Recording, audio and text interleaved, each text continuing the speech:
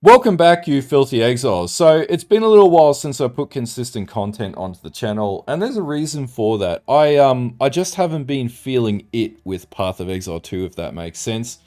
Um, it's a good foundation for a game, right? And it has a lot of potential, and it's in early access. But there are a lot of blaring problems with the game.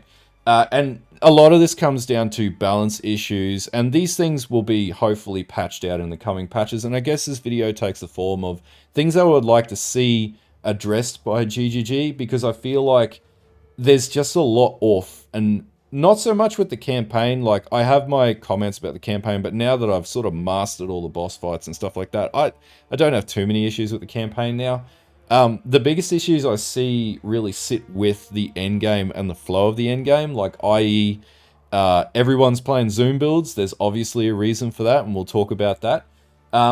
And the reason the reasoning why for that is really interesting, because like the same people that are playing these Zoom builds are also the same people saying, "Oh, I like the slow pace of the campaign and all the rest of it."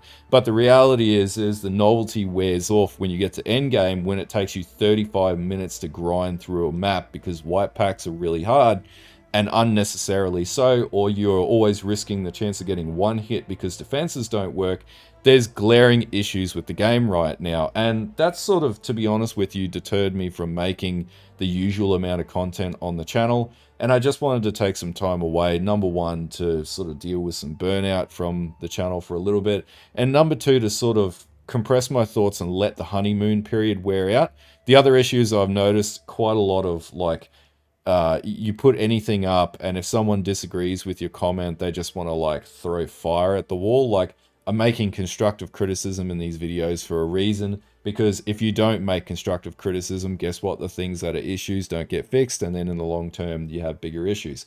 Anyway, that being said, let's get into the video and talk about some of the things that I want to talk about. By the way, I don't think that the game is being sandbagged by the term EA. I think this is very much EA. There are a number of things that have flowed into this game which is questionable, that they went through like a QA process in an alpha and things still continued to make its way into the game is a little bizarre.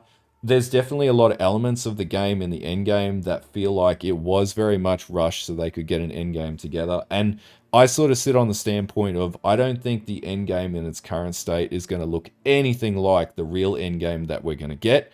It definitely lacks a lot of the flow that Path of Exile 1 had. Now, for people who are going to say it flows really well, if you're playing a gas grenade build or something like that that one-shots everything, I'm sorry to say that's probably going to get nerfed again. And also, there needs to be a middle ground between that and the slower builds and the lesser performing skills in the game. There's a huge disparity between melee and between range characters, and I know this because I've played a Deadeye now, and I've played melee characters, and it's like a totally different play style. That's not to say Monk as well. Monk is really well tuned, and I think that was because it was like a focus character they really wanted to emphasize, but it just totally outperforms the Warrior in every possible way. And there are a few builds out there on the Warrior that, yeah, they granted they're not too bad, but Monk in every possible way is a better class. Deadeye is a better class than most of the classes in the game, and Sork right now is just S tier at just nuking maps, and that's why it's one of the most predominantly played classes in the game right now. Anyway, let's get into the video and talk about some of these things. Also, if you haven't followed the channel, make sure you follow the channel. I'll be doing a lot more consistent content moving forwards. I really want to focus on not making the same crap that every other person's making. I feel like it's a very flooded market right now when you go and search up a Path of Exile 2 video. So I just want to make content that I enjoy making, that is just no frills up front, you know, tackling things on the chin. Whether you agree with that or not is up to you entirely. Obviously, the other side of this is I'm testing builds and now I've figured out the game, so I've gotten pretty good at putting things together now that I've learnt a lot of the mechanics. So I'm working on a bleed build, which right now is a lot of fun, and I'm working through Cruel and that, so I'll be on stream on that later. But yeah, if you just want videos that are just like genuine commentary, none of the BS or over-the-top stuff or being overly positive and just or overly negative, and just critiquing things as they are from an everyday, you know, Joe Blow that goes to work and comes home and just wants to have fun, then this is probably the channel and space for you. Okay, so first off the rank, I want to talk about player speed. And in particular, I'm going to use like a parallel, a comparison of like the warrior versus the Deadeye as two classes that I've sort of leveled up all the way to about level 90, and there is just a total parallel shift between the two. Number one, the slower player speed, I find that there's a correlation between player speed and fun. So there's a reason why so many people are playing nuke builds and zoom builds and sorks and stuff like that. And that's because once you get out of the campaign, the novelty of playing through the campaign and the tedium of the campaign wears off really quickly, because right now with the end game in the current state that it is, it's a total slog if you don't have a character that can blast its way through, because what people are playing for at the end of the game is exactly the same as why people played through to the end game in Path of Exile 1, and it's loot. And it's the power fantasy, and you've been through the hero's journey, and by the time you get to the end game, you just want to be able to blast maps and have a lot of fun. It's also why videos with nuke builds get a lot of views, because that's what people are keen to play. And I feel like there is a middle ground that needs to be met here, but the difference between 20% and 30% movement speed is enormous. Having Tailwind on your character, for example, as a Deadeye, is an enormous advantage. And to be quite honest, I'd rather play melee skills with the Deadeye right now, because it's a lot more fun having a lot more attack speed. I noticed the same thing with the Mercenary. In being able to play the Warrior, you don't get as much access to attack speed, and it makes it really grindy and tedious when you're working through maps, especially when you've got a lot of packs that can just murder you on the spot without any like recourse or mercy. And so having a lot more attack speed and a lot more movement speed actually makes the game a lot more fun. And this is what players are finding out when they're getting to the end game. Now, there'll be people that are saying, that'll be saying, I really like the slow pace of having a slower game and yada, yada, yada. That might be true for you, but the vast majority of players that are continuing on and playing into the end game now are keen to play zoom builds, and their position is most likely changed and chopped and skewed. You can have a look at these stats on max roll, you can have a look at these stats on mobalytics. It's all the same at the end of the day. And why is this? Because speed and fun have a correlation. The more speed that you have in the game to progress quicker and to blast maps, guess what? The more fun you're going to have, because you're progressing and you're getting something back. You're getting that endorphin hit when you get a loot drop or an exalt drop or a divine drop. You're not going to get that unless there's more meaningful drop rates at a slower pace. And that's one of the biggest problems with the game right now. And we'll have a talk about the Rarity conversation very shortly. And I'm going to try and touch on things that sort of address that in some element of it. But right now, one of the bigger issues I have with the game and the end game is the player speed. If the player speed isn't there, the game just sucks. And unfortunately, there are classes in the game that don't lend themselves very well to player speed. That also being said, like, there are a lot of players that play minion builds, which is a little bit slower. Personally, I think minion builds are really good, and they're not too bad in Path of Exile 2, but the biggest issue with minion builds when I play them is they are slower than your zoom builds, and that's why people will play them to progress if they're struggling with the game. But ultimately, a lot of players are going to gravitate towards, like, was it Ice Comet and things like that with the Sork, because it's a lot of fun. Even playing like the Gallard staff build that I'm playing, I can one-tap my way through a T16 map, no sweat, and it's easy because I can off-screen everything and blow everything up. It's the same with like Archmage and stuff like that. People just want to play builds that are fun to play at the end of the game. When they do all that work to get to that point, they don't want to have to deal with the tedium of clicking 20,000 buttons. There's the odd few in between that do, but the reality is it's Path of Exile, it's not Dark Souls. And I think that's the thing that GGG needs to find out, how they want to identify Path of Exile as, because what they actually really did with the endgame in Path of Exile 2 is they put Path of Exile 1 endgame in a Path of Exile 2 with the Path of Exile 2 systems, and ultimately players just worked to the point that they could just replicate the builds in Path of Exile 1 from a speed perspective, so they could just nuke their way through, and the end result is exactly the same game as what we got in Path of Exile 1. I feel like there's a strike of balance between the two. I think the game needs to do away with zoom builds, but I also think the game needs to not revert back to having this slog or grind that makes the game really slow, unless they're going to make not having as slow of a character significantly more rewarding. And that, I think, is one of the biggest elements of it, is the reward level. So if people are playing faster builds because they want to get rewards, but if they change that position and they make slow gameplay just as rewarding as fast gameplay, then I don't think that's a big issue. That being said, do I want to sit there for 10 hours fighting the same boss? Probably not. I definitely know I hated doing that in Delve when I played slower builds in Delve to progress, because the way that the endgame currently plays right now is very much like Delve. And quite often, if I got to a boss fight, it was going to take 10 to 15 minutes. I just walk away because it's an ARPG. You just want to log in and play around, have some fun. It's not like an MMO where you're going to go in and do, a 3-hour raid or something like that in WoW or whatever it might be. And I think that's, in the name of it, action RPG. And I think that's something that GGG really needs to figure out how they want to approach from a speed perspective, because I think right now playing the campaign is a totally different game to playing the end game, and that's one of the biggest issues I see. So player speed is something that really needs to be addressed moving forwards. All right, so the next issue I have is with white mobs, or packs, whatever you want to call them. I actually don't really have a big issue with like your rare packs and stuff like that. I think like they need to be tuned in elements. Definitely there's too much prevalence around chaos, dot, and CC in the game.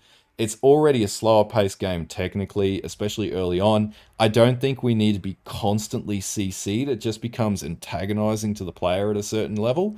So these are things that probably need to be tuned out and balanced, and I suspect they will be. But white mobs totally wreck your pacing in endgame mapping from time to time. They just become a tedious slog, especially for the fact that in a lot of circumstances, while unless you're geared up for it, they actually outpace the player, which again, like, it just puts the player at a negative net gain at the end of the day and makes the end game unfun. I'd rather them emphasize the difficulty on the rare packs and the bosses than, or rare sort of enemies and the bosses, as opposed to putting emphasis on difficulty by tuning up the white packs and the maps.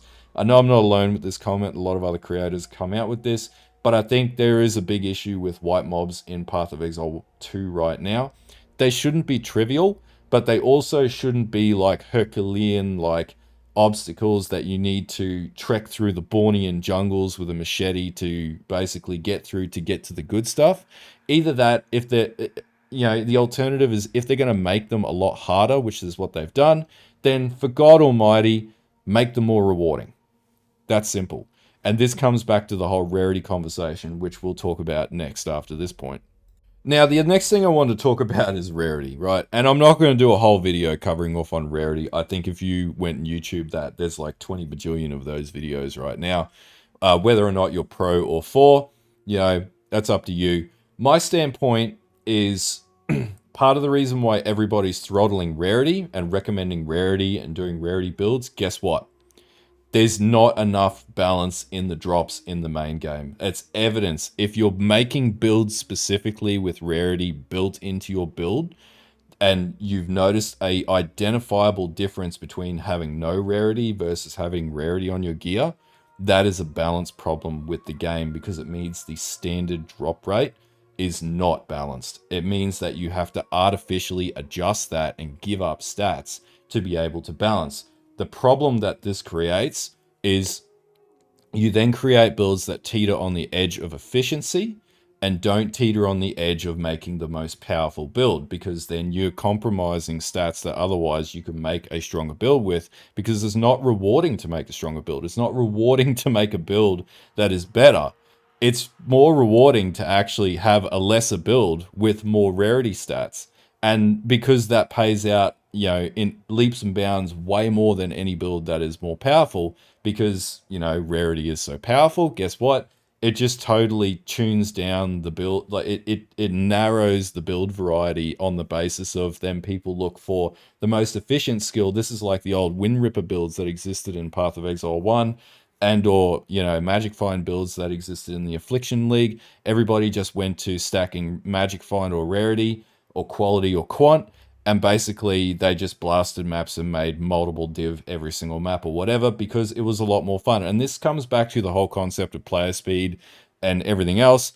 People play ARPGs for drops. Now, Ruthless, whatever your opinion might be, obviously we've seen the Kriparian videos around it. Path of Exile Ruthless was not a very popular game mode because it wasn't very rewarding. And there's a market of players that like that stuff, but ultimately the majority of players want to get those cool drops. They want to get, currency. They want to be able to play around with other builds.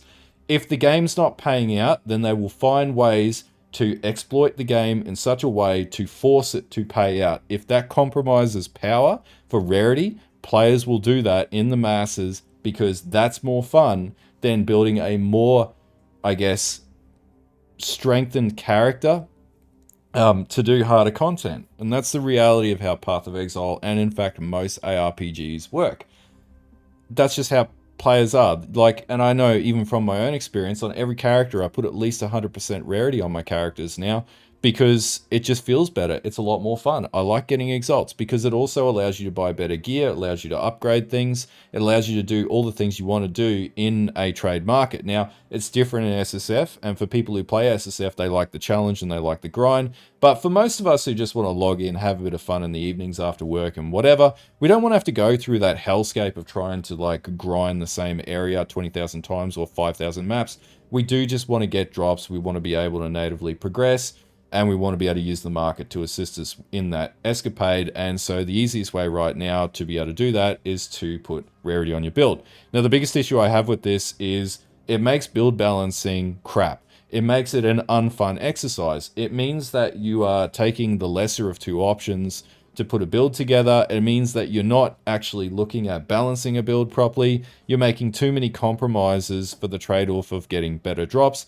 And I think this just goes against the way that Path of Exile design methodologies worked in the past.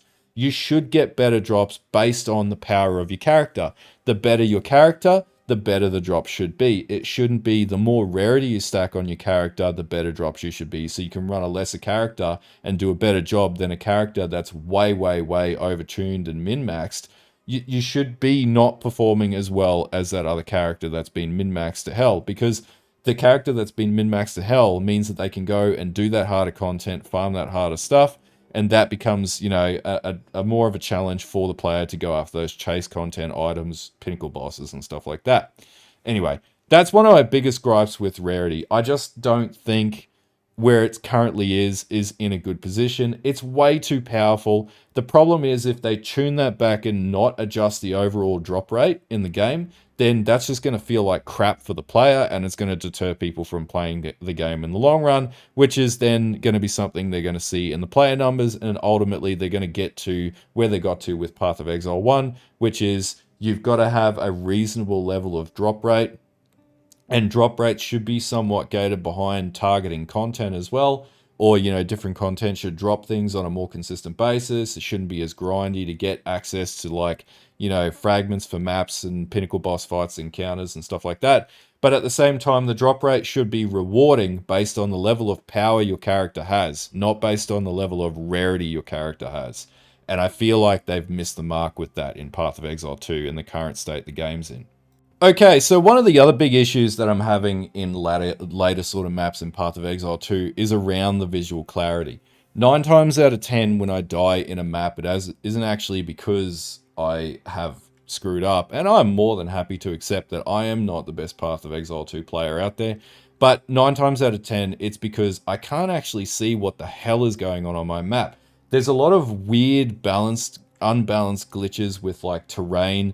The way that some of the maps' verticality is set up really doesn't work very well. Collision doesn't work very well in a lot of instances, and this comes back to mobs being able to push you around and whatnot. I simply just don't like that mechanic overall. I think it feels really bad. And the other side of this is, as a sort of, as a byproduct of this, the way that terrain can block your character and make it impossible for you to see what's going on. Or for example, like for chaos blooms that spawn underneath your feet and then just automatically kill you. Not a great feel. Magical comets that just fall from the sky and don't really give you much time to lock on and realize that they're falling from the sky again, and they can off screen you. Don't feel really good. Ghosts that phase behind you constantly and just automatically perma-freeze you in front of white packs and then they beat you down. Doesn't feel really good. When you go into augury right now and you go and pull the lever down, you can't break that animation. So if you start that animation, you haven't cleared the 3 rooms next to where you are in augury near the lever on the 3 levers. Guess what? You're probably going to die. All these things just don't feel very good. And it's interesting that this made it into the current iteration of the early access, considering there was testing before this point.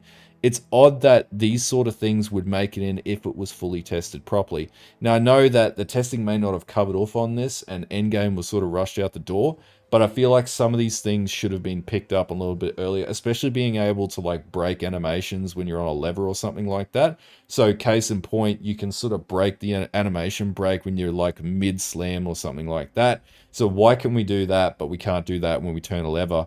But the other thing is like the emphasis on like chaos blooms under the character and stuff like that. Like they said, yeah, you'd be getting one shot, but 9 out of 10 times the reason why you're failing a map is because of stuff like that.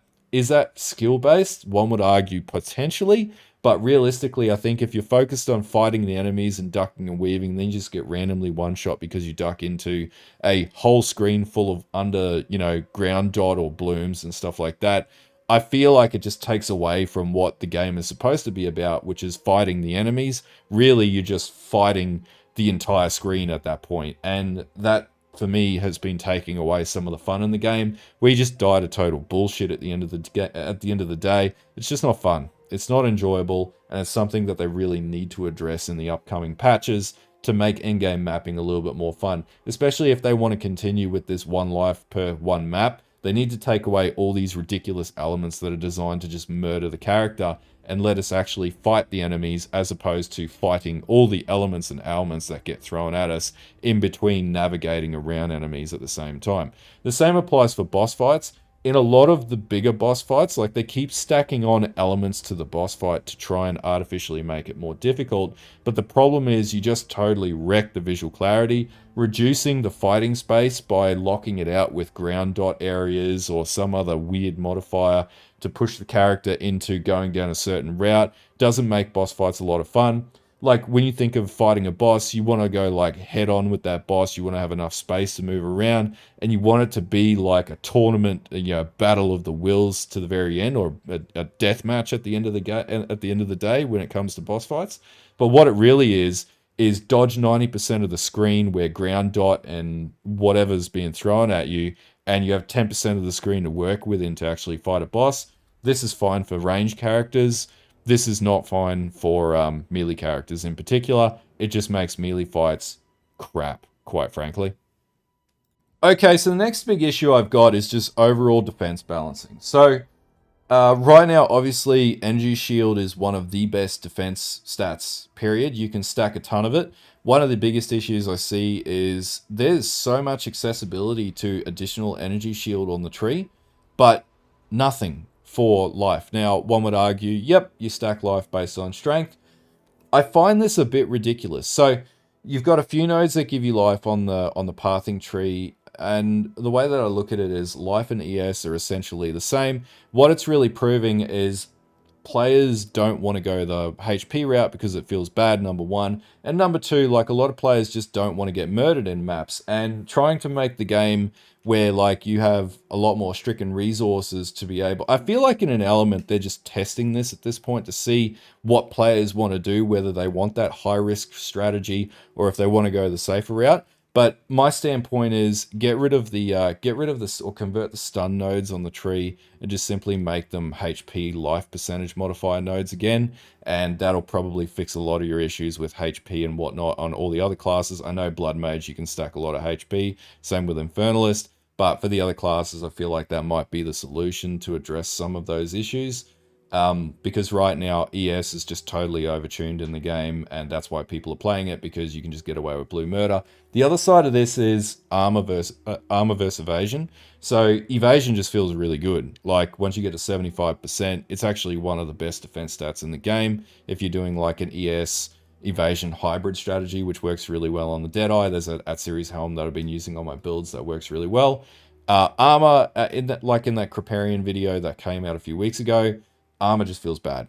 And even block, be it like not too bad, when the block fails, and if you're relying on armor, guess what? You're probably going to die. So you want to run like an ES hybrid. Overcapping sort of works okay, but again, like you can still get one clapped. But I think when Cloak of Flame outperforms most armors, that's probably a big problem, and it's something that they had issues with in Path of Exile 1 with things like Lightning Coil and Cloak of Flame, where people were just doing like straight up conversion to Elemental and overcapping their resistances. And guess what? They've just made the same mistake in Path of Exile 2, which is bizarre because you would think that one would learn from the mistake in Path of Exile 1. They deliberately nerfed things like Helms in Path of Exile 1 to stop people from doing that, and then they've just ended out in the same position in Path of Exile 2. So I think overall defense needs to be totally re-engineered and tuned in Path of Exile, and there's a lot of balancing that needs to be done in that area. I really like playing armor-based builds. It's just disappointing that I can't really do that right now, and that's taken away the bit of, a bit of fun for the type of gameplay style that I prefer in Path of Exile games. All right, so the next one is one death, one map. I hate this mechanic. I think it's totally unfun and it's totally punishing and unnecessary. Take away the percentage of XP from me. Perfectly fine with that. Because I would rather regrind 10% of my XP than lose a map and lose progression and basically lose the benefits of my Atlas. I think that it's just not like, I don't know, it totally breaks the flow of the game. The fact that the game is so volatile in the end game, you can die to random off screens, white pack mobs aren't balanced, everything else in between. Having it so that if you die once, you lose that node just feels disingenuous. In Delve Path of Exile 1, which is how the end game's based off of it, you could just redo that same node with all the same modifiers and it wouldn't be a disadvantage. Even if they made it that where you could just re-attack that map and then do it with an easier map to at least get the bonuses and not just drop all the bonuses if you die that one time on the first map. But realistically, I think like you should be able to just like use your 6 portals. I don't see an issue with that. Like, I don't know what they think the advantage is to, like, it's artificial challenge, right? It's not real challenge, it's not skill based, it's just if you get one clap, too bad, so sad, you lose. I think this is a big area that they need to reconsider their position on. And I know people would disagree with my comment, but for example, if you have a really good drop and you die on a white mob and you couldn't get to that drop because you're trying to get to that drop, and that just sucks. There's a lot of instances where people have lost mirrors because of this. They've lost, and what's the real gain out of this? Nothing really. It doesn't change the way the market works. It doesn't change the way the end game works. People really don't care about that risk and reward. They're just going to farm the next node anyway and just chuck T1 map in and burn that map. It doesn't really make the end game more fun. All it does is adds a layer of tedium to the end game that pisses the player off unnecessarily. 10% drop in XP is fair. I've made a mistake. I should lose XP as a result of that. It doesn't need to be any more punishing than that. But I feel like they're just like, they not only punch you in the face, but they kick your legs out underneath you. And the reasoning for why they do that doesn't really make a lot of sense. It's just totally unnecessary. I think like that's one of the biggest issues I have. If I could just go back into my map, complete my map and go, all right, I lost a bit of XP on that one, but I still got some loot at the end of the day and I can gear up and, be able to improve my character. I feel like that's a better outcome than you lose the map, you lose the progression, and you lose the XP all at the same time and all the loot bonuses. I just don't think that that's a good feel for any player, and I definitely know there's a lot of players that are just like, nah, that's not fun. I'm going to go back and level another character because the campaign feels a lot more rewarding. Also, they don't do that in the campaign. Now, on boss fights, reset the HP on the boss fight within the map. So you go back, you tackle it again, you get 6 goes. If you fail all 6 goes, guess what? You lose that boss, you lose the loot, you lose whatever. I feel like that's fair. But currently, like, if you're going to throw these insane whatever bosses at people and only give them one shot to take it down, and then also take away all these other things, I think it's just too much right now. And I think that's one thing that just kills the fun for me. And that's usually where I go into like a tilt spiral and then I walk away and take a break. And that's one of the reasons why I haven't been overly enthused to talk about the end game as of late. Because I think out of everything, I can handle all the rest of it and build around that. But one death, one death, one map, or one death, one waystone just annoys the living shit out of me. All right, so the last point that I'll talk about is the trials. So in Path of Exile 1, I used to sit there and be like, I really hate Lab. I really hate Uber Lab. I really hate everything about it. I will never make that complaint about Path of Exile 1 ever again. I feel like they really missed the mark with the trials. So part of it is in the trials of Sekima, if you don't know, and I'll do a video on this later. I think there's a few out there, but I'll do a video on my spin and a short. Basically, you just want to go on a resistance. And you trivialize the entire mechanic, including when you get up to the 4-tier maps and whatnot. This is actually making it a lot easier than what Sanctum used to be in Path of Exile 1. And it takes away the value of what Sanctum should be. I feel like it just makes the mechanic a nothing burger at the end of the day. And they're either going to tune that to nerf it. And if they nerf it, like honor resistance that is, they're basically going to get scorned by the community, because right now for melee builds and whatnot, that's the only tenable way that you can get through the Trials of Sekima to be able to make it a somewhat enjoyable mechanic. That being said, I think its drop rate is fine. I actually think altogether just take the honor system out. Like, isn't it enough that if you fail the trial and the bosses, if they're tuned up hard enough, if you fail the trial, then you lose the trial anyway. So, and if people are just going to run max capped honor resistance and take no damage against their honor anyway, just remove honor altogether, and it'd actually be a lot of fun. Like there's gauntlets and stuff like that. If you fail it, you fail the instance, so you can't continue with the trial. I think that's pretty good. I actually think that would be a solution for the trials of Sekima. Now, Ultimatum, that's an untuned mess. So the difficulty to get your third ascendancy in Ultimatum just makes it totally not worth it. You're better off just going off and just stacking up a ton of honor resistance and doing the Trials of Sekima, because it's a waste of time.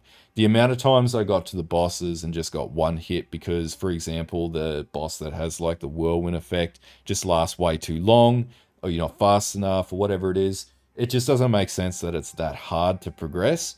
And it just makes it totally unfun. Now, I'm not too sure about what tier 4 ultimatums are like, but I just didn't even waste my time trying. I just stick to the Trials of Sekima, but I also just don't really enjoy the Trials of Sekima either. So it's picking between two mechanics I'm forced to play that I don't really enjoy. And the other problem that I found with the Trials is they're totally RNG based. So the modifiers that you get in both are just totally, to progress, you're relying on getting a lucky roll. If you don't get a lucky roll, guess what? You're screwed. Now, if we look back to Path of Exile 1, that wasn't the case. Lab was totally skill-based, right? So you'd get lab layouts that might be more frustrating than the other, but when you came to fight in the 3 boss rooms against Azaro, that was you and Azaro, and you had to do that fight based on the level of skill. And if your character wasn't strong enough at that point in time, guess what? It was going to be a grueling fight, and quite often, sometimes with bad builds or builds that were a lot slower, it was pretty clutch. And to be honest with you, I hope, and I know the third one's probably going to be Toda, I hope the 4th trial, they just put Azaro back in the game, because then I will just do the 4th trial every single time. I'll fight a harder Azaro. I'm totally okay with that. I love Azaro now. I never thought I would ever say I would do a whole league of Path of Exile 1 and farm nothing but Uber Lab, because that's how much Uber Lab is better in Path of Exile 1 than the Trials of Sekima or the Trials of Chaos in Path of Exile 2. I feel like the other problem with this is it's GGG trying to cram in all those old legacy mechanics that are familiar with players from Path of Exile 1, and really what they should have actually done was come up with a totally new system that was innovative, and like a new boss fight gauntlet or something like that, similar to Path of Exile 1, like Azaro, that fit the themology of Path of Exile 2, something that was relevant. Like they could have taken that graveyard boss out of the first act, or had like Crowbell in there or something like that. I feel like where they are right now, without having seen the other 2 Trials of Ascension, they've really just like missed the mark. Maybe adding Sanctum into the game right now and calling it the Trials of Sekima just was not the right approach, and the same applies with Ultimatum. The other big problem with this, when we look at Path of Exile 1, is these two mechanics actually required very specific builds, and I know this because I was making in the last league builds for Ultimatum specifically. So they took mechanics that had build archetypes, and the same goes with Sanctum. You usually play like Seismic Trappers and stuff like that in the ultimate in sorry the Sanctum mechanic in Path of Exile 1. So they took mechanics that required very specialized sort of builds, and they tried to make that a homogenous, all builds can attack it sort of system. And I don't think that works in Path of Exile 1. In Path of Exile 2, I think they really stumbled on this. It's too much trying to integrate what's in Path of Exile 1 into Path of Exile 2, instead of acknowledging that Path of Exile 2 is a different game, and so it's going to have different mechanics. It lacks creativity, I find. And on the other side of it, it's just like, it's almost like member berries. It's like, hey, you play this in Path of Exile 1, it's in Path of Exile 2 now. Let Path of Exile 2 be its own game. If you're not going to call it a sequel and call it a new game, then make new mechanics for it.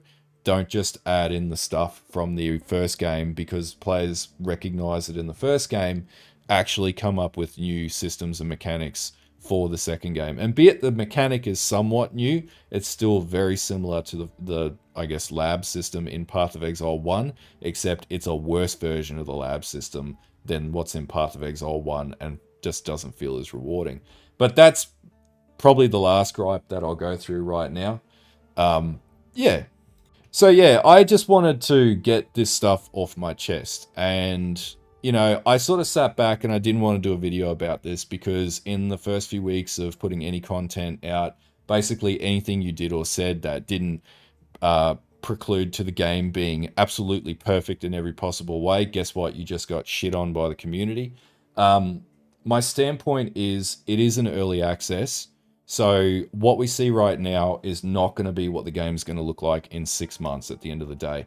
And I feel like where the game's going to go in 6 months, I'm going to find it a lot more fun than how I find it right now. But candidly, I still think Path of Exile 1 is a better game. And that's because it has had 10 years of balance, and it has had 10 years of basically being perfected. And while some people might think it's a way worse game and it's unbalanced, whatever, Path of Exile 1 did a lot of really good mechanics and a lot of really refined things that, you know, created that you would create a build for this, or you would create a build for that, and you create a build for this. It allowed you to do that because it gave you accessibility to tools that you needed to be able to progress and whatnot. Some people will disagree with that comment, but I think after playing that game for 9,000 hours, and I was by no means the best player in the game, there's tons of fantastic players in the game, but I always found every mechanic that I tackled fun. And that's one thing that Path of Exile 2 sort of doesn't really know where it wants to go with some things. It's trying to make the game ruthless, but not ruthless. It's trying to be a little bit of Path of Exile 1, but trying to be Path of Exile 2, but coming back to being at the very end, Path of Exile 1.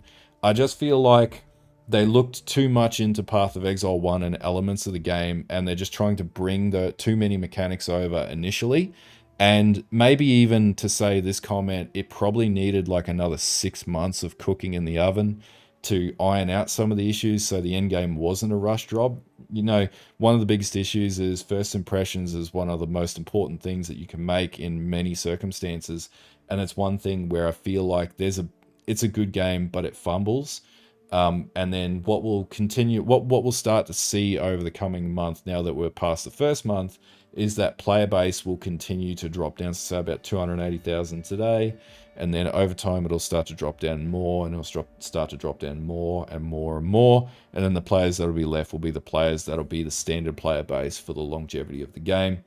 The other comment that I've heard from people is they can't wait for the new Path of Exile 1 League because, you know, in switching between the two games, there's sort of this feeling like you're clenching when you're in Path of Exile 2 because there's the risk of just getting one clapped and it's unfair. And then when you go back and play Path of Exile 1, you're like, oh, it's like almost like a breath of relief in some element of it. And that means that there's still a lot of balancing to go in Path of Exile 2 to get it to a point where it just hits what Path of Exile 2 should be.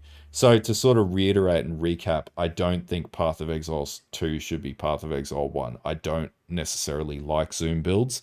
I like that middle range right in between. Not zoom builds, but not like grindy, ruthless sort of really slow pacing at the same time. But at the same time, the rewards need to be commensurate with the game pace as well. So speed and rewards are almost title locked, and they need to be balanced perfectly to give the player the right feeling while they're in the game. If it's going to be slower, then you should be still getting rewarded as much as somebody who's blasting really fast. That's my position on it. Anyway, if you like this video, if it's sort of touching on maybe some of the things that you didn't know how to articulate, or it's just like, a genuine video from somebody who obviously I care about the game and I want to see it be a great game over the longevity of its time. I'm not going to sit here and say that it's a perfect game. I think it's got potential, but potential doesn't translate to perfection. At a point when it's perfect, then I'll probably be like, oh yeah, this is really good. But there's always I don't think anything is ever really perfect, right? I think it's just got a long way to go, and it's an early access, and it has every potential to do that. Now that we're back from the holiday season, we'll be probably expecting a lot more patches from GGG moving forwards. So the game's probably going to ease up on the difficulty, I'd hope. But it's also probably going to result. The next few patches are probably going to result in some pretty egregious build breaking patches that are going to nerf a lot of the zoom builds out and things like that. And so there's probably going to be a bunch of rage bait videos that get posted up, or community backlash around that too. Just something to sit tight and sort of wait and see what happens. That's why I don't play meta builds.